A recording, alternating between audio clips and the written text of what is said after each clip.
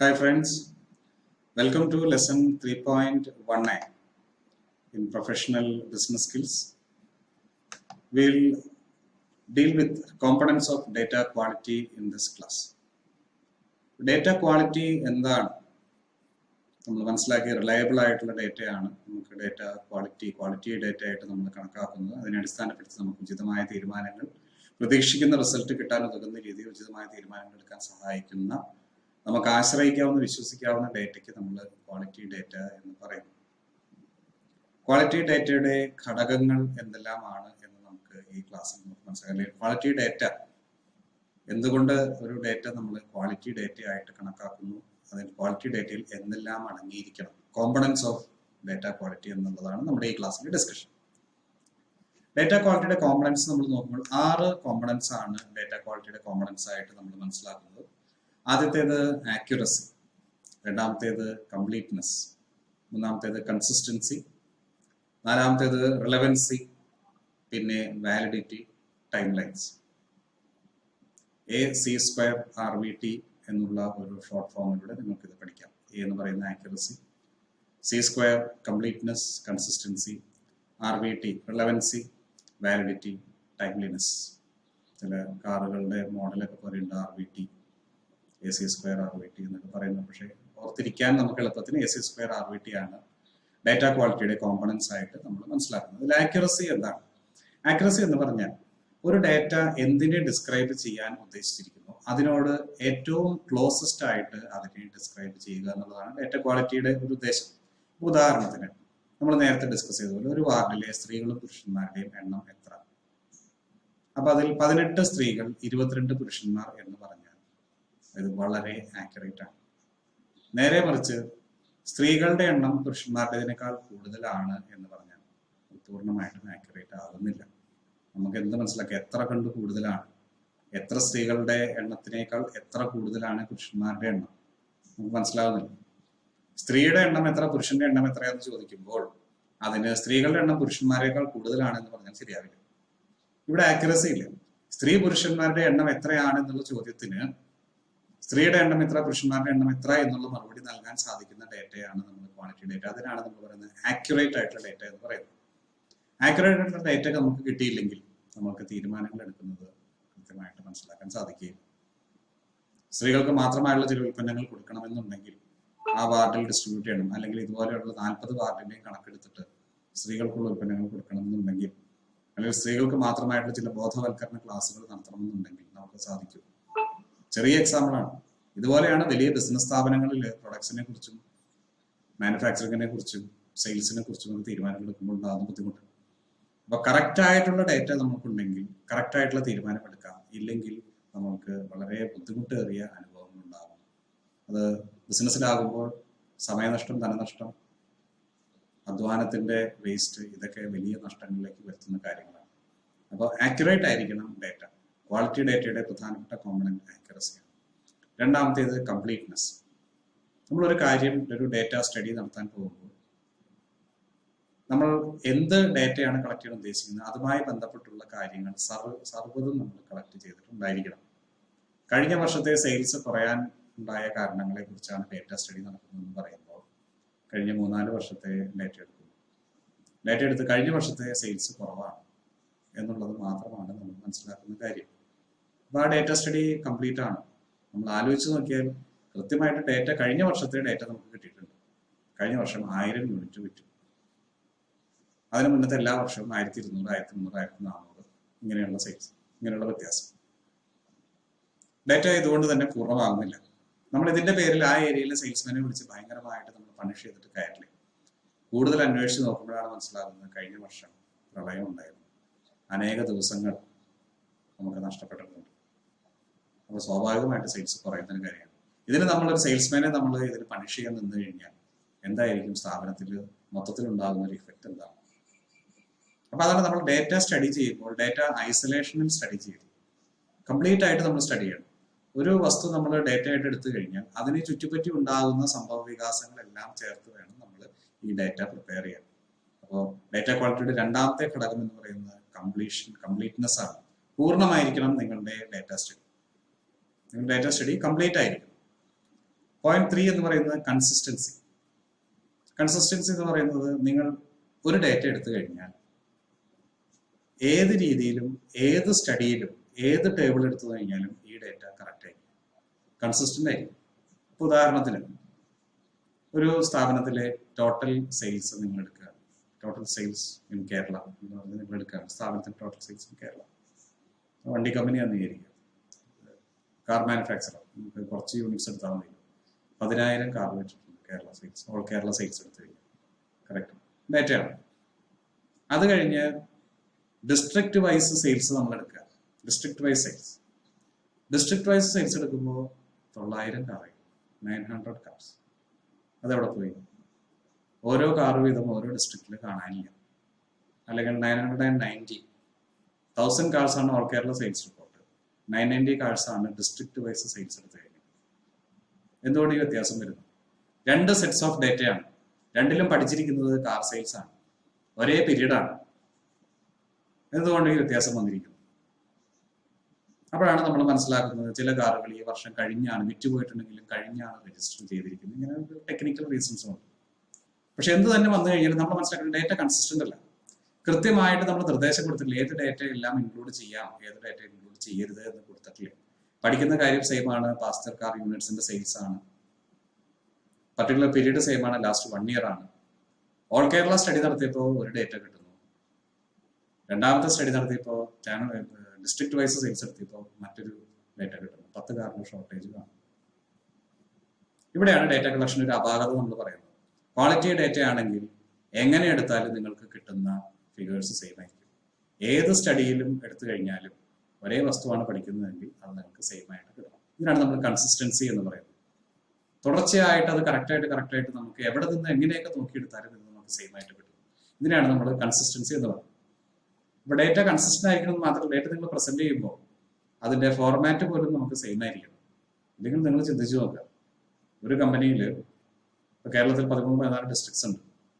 5 district മാനേജർമാർ അവരുടെ sales ഒരു ഫോർമാറ്റിൽ ട്രാക്ക് ചെയ്യുന്നു, ബാക്കി 8 പേര് വേറൊരു ഫോർമാറ്റിൽ ട്രാക്ക് ചെയ്യുന്നു.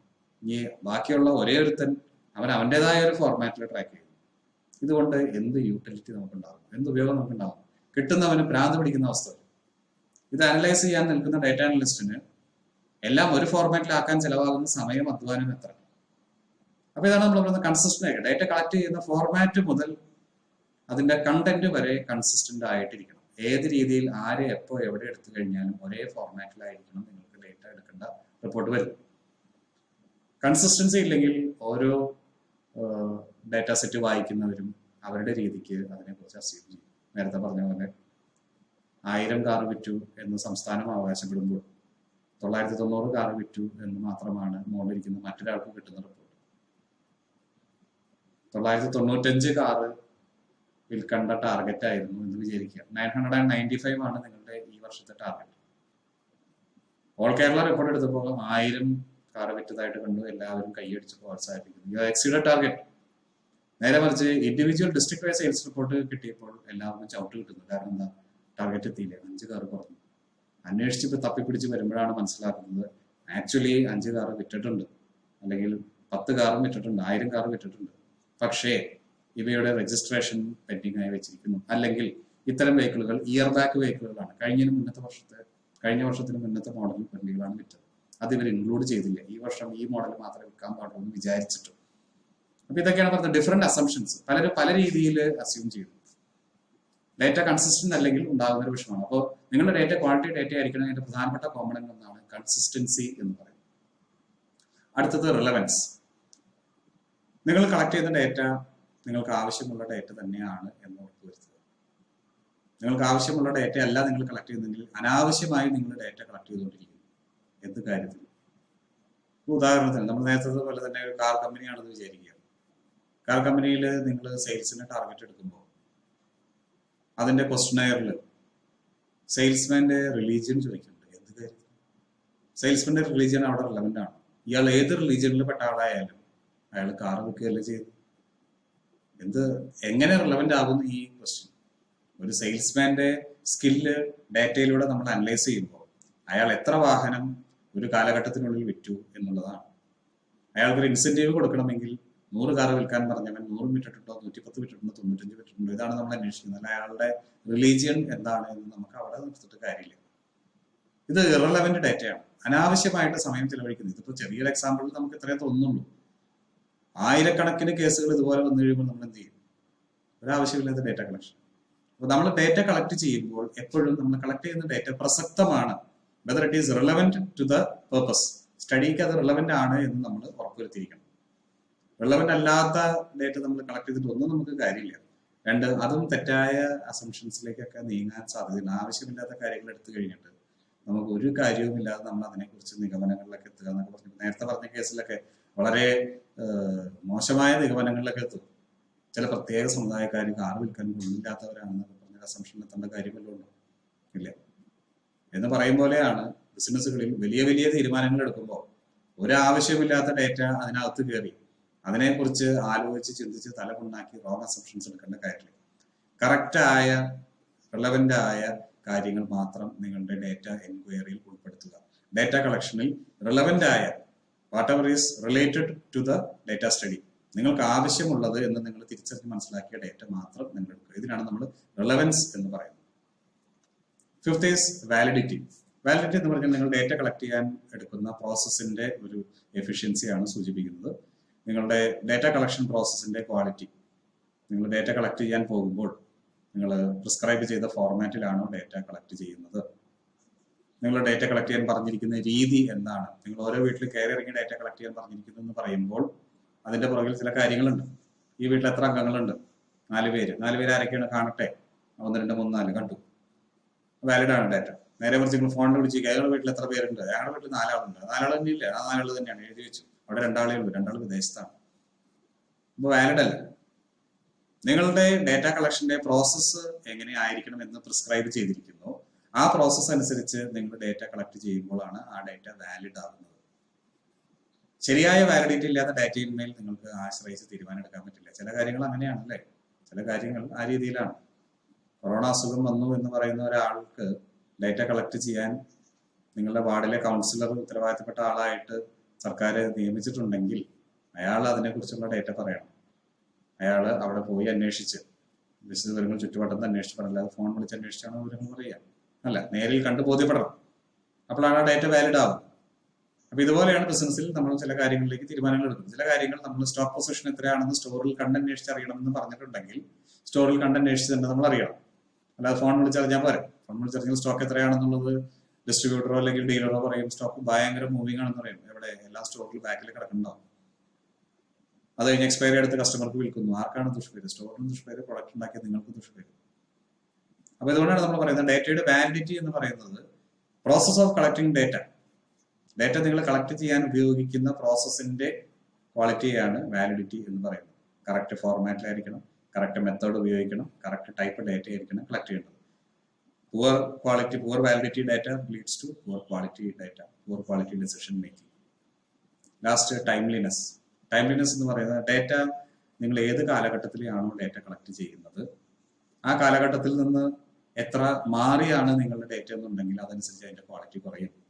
അല്ലെങ്കിൽ നിങ്ങൾ ഡേറ്റ കളക്ട് ചെയ്യുന്ന കാലഘട്ടം എന്ന് പറയുന്നത്, ആ പീരീഡ് എന്ന് പറയുന്നത് അതിനോട് എത്രയും അടുത്താണ് നിങ്ങൾ ഡേറ്റ കളക്ട് ചെയ്യുന്നുണ്ടെങ്കിൽ നിങ്ങളുടെ ഡേറ്റ എഫിഷ്യന്റ് ആയിരിക്കും. എക്സാമ്പിൾ ആയിട്ട് നമുക്ക് പറയാം, സെയിൽസിന്റെ ഡേറ്റ കളക്ട് ചെയ്യാണ്. 10 വർഷം മുന്നത്തെ സെയിൽസിന്റെ ഡേറ്റ എടുത്തിട്ട് ഇപ്പൊ അനലൈസ് ചെയ്യാൻ പറയുന്നതാണോ നല്ലത്? നിങ്ങളോട് കഴിഞ്ഞ 5 വർഷത്തെ ഡേറ്റ എടുത്തിട്ട് അത് അനലൈസ് ചെയ്യാൻ പറയുന്നതാണോ നല്ലത്? നിങ്ങൾ ചിന്തിച്ചു നോക്കുക.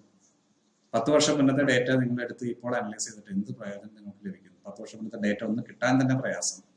10 വർഷത്തിന്റെ കാലയളവിനുള്ളിൽ എന്തെല്ലാം മാറ്റങ്ങൾ സമൂഹത്തിലും ആളുകളുടെ സ്വഭാവത്തിലും മാനുഫാക്ചറിങ് പ്രോസസ്സിലും സെയിൽസിലും ഡിസ്ട്രിബ്യൂഷനിലും ഒക്കെ വന്നിരിക്കുന്നു. പലരും അന്ന് ജീവിച്ചിരിക്കും, അന്നുണ്ടായിരുന്ന പലരും ജീവിച്ചിരിക്കും പോലും ഉണ്ടാവില്ല.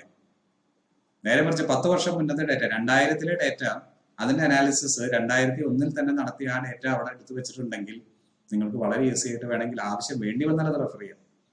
നേരെ മറിച്ച് 2000-ലെ ഡേറ്റ ഇന്ന് 2020-ൽ നിങ്ങളോട് വെരിഫൈ ചെയ്യാൻ പറഞ്ഞു കഴിഞ്ഞാൽ അത് ലോജിക്കലല്ല. നിങ്ങൾക്ക് ആ 2000-ലെ ഡേറ്റ എവിടെ പോയി എടുക്കാൻ? അതിന് ഇന്നേക്ക് എന്ത് റിലവൻസ് ഉണ്ടാകും? ഇനി ആവശ്യം ഉണ്ടായിട്ടാണ് എടുക്കുന്നതെങ്കിൽ തന്നെ ആ ഡേറ്റ നിങ്ങൾക്ക് എവിടെ നിന്ന് കിട്ടണം? അത് എങ്ങനെ അനലൈസ് ചെയ്യും? അപ്പോൾ ടൈംലിനെസ് എന്ന് പറഞ്ഞു കഴിഞ്ഞാൽ ഡേറ്റ നിങ്ങൾക്ക് എപ്പോൾ സംഭവിച്ചിരിക്കുന്നു അല്ലെങ്കിൽ ഏത് കാലഘട്ടത്തിലെ ഡേറ്റയാണോ നിങ്ങൾ സ്റ്റഡി ചെയ്യുന്നത് അത് ആ കാലഘട്ടത്തിനോട് ഏറ്റവും അടുത്ത് nearest to that time period നിങ്ങൾ ചെയ്യാൻ ശ്രദ്ധിക്കണം. Nearest to the time period that is being studied നിങ്ങൾ ചെയ്യണം. കഴിഞ്ഞ വർഷത്തെ ഡേറ്റ നിങ്ങൾക്ക് മാക്സിമം ഈ വർഷം തന്നെ അനലൈസ് ചെയ്ത് തീർക്കാം. അതും ഒരു 2-3 മാസത്തിനുള്ളിൽ ചെയ്താൽ നല്ലത്, പോട്ടെ, അല്ലെങ്കിൽ ഒരു വർഷത്തിനുള്ളിൽ നിങ്ങൾ ചെയ്ത് തീർക്കണം. ഫിനാൻഷ്യൽ ഇയർ 2019-20 ഡേറ്റ 2020-21 മുന്നേ അനലൈസ് ചെയ്ത് തീർക്കണം. ഇൻഫാക്ട് അതിന് മുന്നേ തീരണം. ഇതിനാണ് നമ്മൾ ടൈംലിനെസ് എന്ന് പറയുന്നത്. അത് മാത്രമല്ല, ടൈംലിനെസ് കൊണ്ട് ഉദ്ദേശിക്കുന്ന മറ്റൊരു കാര്യമുണ്ട്. ഡേറ്റ നിങ്ങൾക്ക് ആവശ്യമുള്ളപ്പോൾ കിട്ടണം. നിങ്ങളോട് ഒരു പർട്ടിക്കുലർ ഡേറ്റ നിങ്ങളുടെ മേലുദ്യോഗസ്ഥൻ ചോദിക്കുന്നു. മേലുദ്യോഗസ്ഥന് അത് കിട്ടിയിട്ട് വേണം അടുത്ത 6 മന്ത്സിലെ പ്രൊഡക്ഷൻ പ്ലാൻ ചെയ്യാൻ. നിങ്ങളോട് ഡേറ്റ ചോദിക്കുന്നത് ഫിനാൻഷ്യൽ ഇയർ നമുക്കറിയാം, April May June July August സെപ്റ്റംബറിലാണ് നിങ്ങൾക്കൊരു ഫിനാൻഷ്യൽ ഇയർ മാറുന്നത്, ഹാഫ് ഇയർ മാറുന്നത് അല്ലെ, ഏപ്രിൽ ടു സെപ്റ്റംബർ. നിങ്ങളോട് ഒരു ഓഗസ്റ്റിൽ അല്ലെങ്കിൽ ജൂലൈയിൽ നിങ്ങളോട് ചോദിക്കുകയാണ്, ഈ 6 മന്ത്സിലെ ഒരു ട്രെൻഡ് ഏകദേശം എനിക്കൊരു ഡേറ്റ ആയിട്ട് തരണമെന്ന് പറയുന്നു.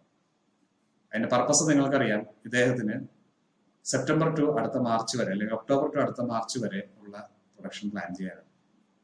ഒക്ടോബർ ടു മാർച്ച് വരെ പ്രൊഡക്ഷൻ പ്ലാൻ ചെയ്യാൻ അതിന് മുന്നത്തെ 6 മന്ത്സിന്റെ ഡേറ്റ ചോദിക്കുമ്പോൾ നിങ്ങൾ ആ ഡേറ്റ ജനുവരിയിൽ എടുത്ത് കൊടുത്തിട്ട് വല്ല കാര്യമുണ്ടോ? ആവശ്യമുള്ളപ്പോൾ നിങ്ങൾക്ക് ഡേറ്റ കൊടുക്കാൻ സാധിക്കണം. ഇതാണ് ടൈംലിനെസ് എന്ന് പറയുന്നത്. കാരണം ഒരു തീരുമാനം എടുക്കാൻ ഉതകുന്ന രീതിയിൽ സമയക്രമം പാലിച്ചുകൊണ്ട് വേണം നിങ്ങളുടെ ഡേറ്റ നിങ്ങൾ കൊടുക്കാൻ. തീരുമാനം വൈകി എടുത്തിട്ട് കാര്യമില്ല, തീരുമാനം സമയത്തിന് എടുക്കാൻ സാധിക്കും. ഇതിനാണ് നമ്മൾ ടൈംലിനെസ് എന്ന് പറയുന്നത്. അപ്പൊ 2 കാര്യങ്ങളാണ്. ഒന്ന്, നിങ്ങളുടെ ഡേറ്റ ഏത് കാലഘട്ടത്തിൽ സ്റ്റഡി ചെയ്യുന്നു ആ കാലഘട്ടത്തിനോട് വളരെ അടുത്ത് തന്നെ, വളരെ പ്രോക്സിമേറ്റ് ആയിട്ട്, near to that time period being studied you should collect your data. അത് ഒന്നാമത്തേത്. ഇല്ലെങ്കിൽ അതിനുശേഷം മാറ്റങ്ങളൊന്നും ആൾക്കാർക്ക് റിക്ലക്ട് ചെയ്യാൻ ബുദ്ധിമുട്ട് വരും, ഡേറ്റ കിട്ടാൻ തന്നെ പ്രയാസം വരും. മറ്റൊന്ന്, ആവശ്യമുള്ളപ്പോൾ നിങ്ങൾക്ക് ഡേറ്റ കൈമാറാൻ സാധിക്കണം. തീരുമാനമെടുക്കാൻ ആവശ്യത്തിന് ഉതകുന്ന സമയത്തിനുള്ളിൽ നിങ്ങൾക്ക് ഡേറ്റ കൊടുക്കാൻ സാധിക്കും. അപ്പൊ ഇത്രയുമാണ് ക്വാളിറ്റി ഡേറ്റയുടെ കോമ്പണൻസ് ആയിട്ട് നമ്മൾ കാണുന്നത്. നമുക്കൊന്നുകൂടി നോക്കാം. ACS², RVT എന്നുള്ളതാണ് അതിന്റെ ഷോർട്ട് ഫോം. ആദ്യത്തേത് ആക്യുറസി, രണ്ടാമത്തേത് completeness, third is consistency, fourth is relevance, fifth is validity and sixth is timeliness. അടുത്ത ക്ലാസ്സിൽ നമ്മൾ ക്വാളിറ്റി ഡേറ്റ എങ്ങനെ കളക്ട് ചെയ്യും, നമ്മൾ ക്വാളിറ്റി ഡേറ്റ എന്താണെന്ന് മനസ്സിലാക്കി, ക്വാളിറ്റി ഡേറ്റയുടെ കോമ്പണൻസ് എന്താണെന്ന് മനസ്സിലാക്കി. ഇനി എങ്ങനെ നമ്മൾ ക്വാളിറ്റി ഡേറ്റ കളക്ട് ചെയ്യും, അല്ലെങ്കിൽ ഡേറ്റ കളക്ഷനിൽ എങ്ങനെ ക്വാളിറ്റി എൻഷുർ ചെയ്യും എന്നുള്ളത് നമ്മൾ ലെസൺ 3.2 നമ്മൾ പഠിക്കും. Until we meet up for that, goodbye. Thanks.